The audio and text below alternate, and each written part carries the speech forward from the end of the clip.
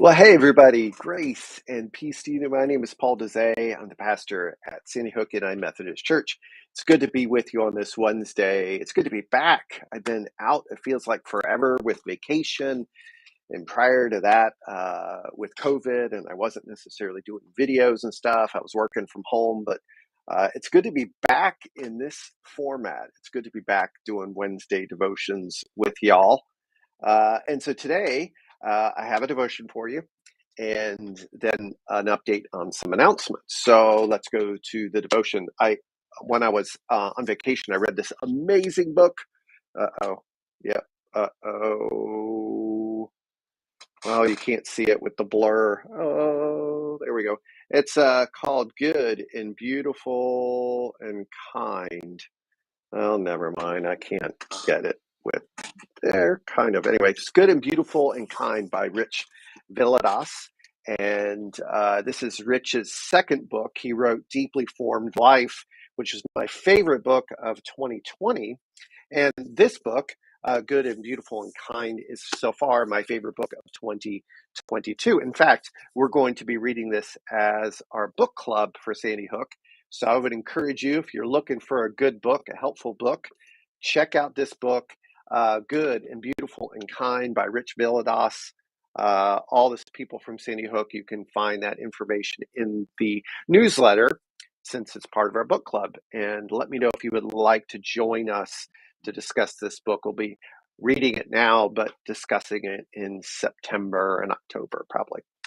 Great book. Anyway, so the devotion kind of comes from that particular book. The first chapter, Rich talks about sin. And we talk a lot about sin at Sandy Hook United Methodist Church. We might talk about it in a little bit different way. In fact, my beliefs on sin are a little bit different than a lot of people.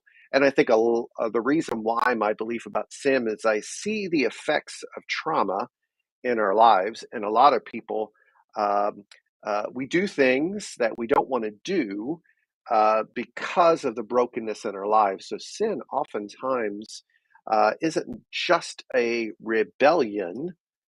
Sometimes we sin because of some junk in our lives that gives us the tendency to sin. So sin is this fracturing that goes on in our lives and in our world.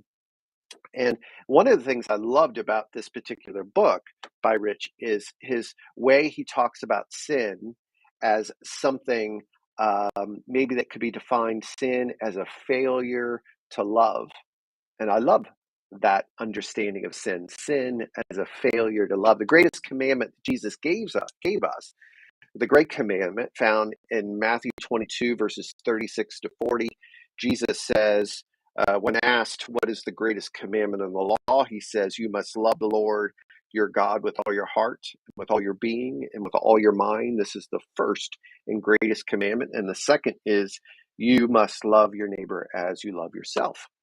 Great commandment, the greatest commandment. And so Rich proposes in this book, he says, if that is the greatest commandment and we are called to be rooted in love as people in a church, then sin would have to be a failure to love. So when we fail to love, that's what we're doing is sin. If love is the greatest commandment, and it's what we're called to do, what we're created to do, when we don't love, therefore we're sinning. And I think that's for me, a better understanding of what sin is. It's a failure to be and to do what God has called us and created us to do. And so God's salvation is this healing and putting us back together and healing us of that sin, that brokenness, and the things that lead us away from love, right? There's this chapter in First Corinthians, a very familiar chapter. It's called the love chapter. It's read at just about every wedding. I know I've read it at so many weddings. It wasn't written for a wedding, but in First Corinthians 13, there's this church that's really struggling, right?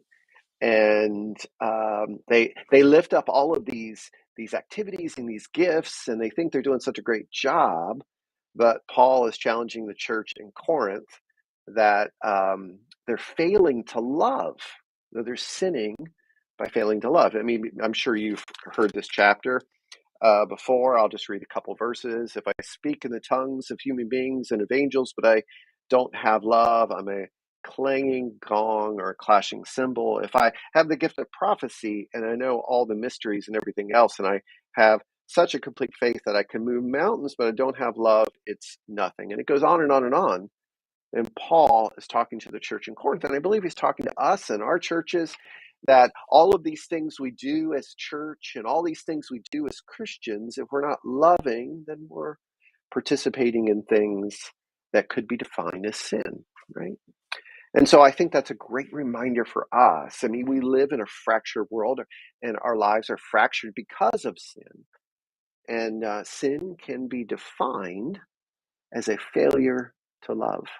And that's why it's so important that we find healing, because through the salvation of God, what Jesus accomplished on the cross, we can be put back together so we're able to be the people he created us to be, people who love God and love our neighbor as we love ourselves, fulfilling what it means to be a human being. There you go. That's my devotion for today. I would encourage you to pick up this book, Good and Beautiful and Kind by Rich Villodas. And I would encourage you to join us in our book club.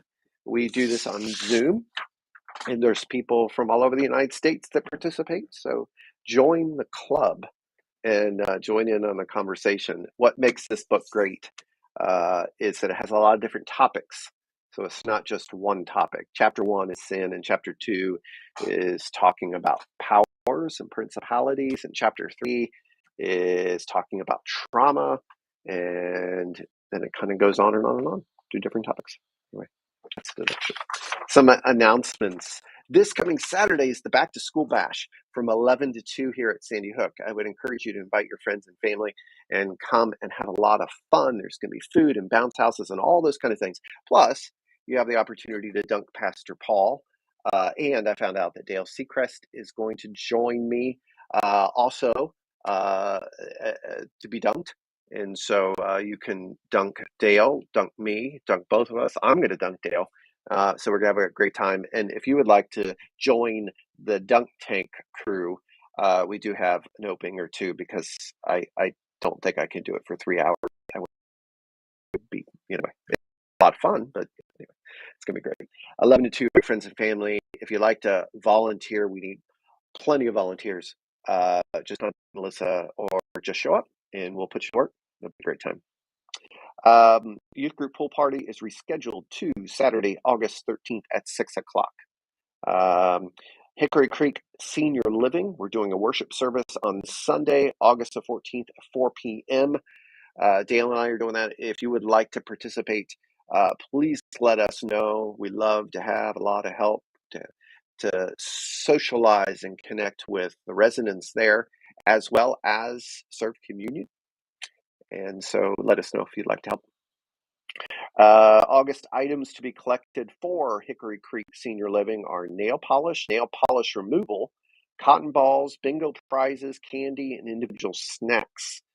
There's a table in the narthex in the foyer that you can drop those items there. I'm doing a Bible study on Wednesday nights during August and September, starting August 17th, running through September 21st at 6:30 in the sanctuary. It's called The Difficult Words of Jesus by Dr. Amy Jill Levine, and I'm super excited about this particular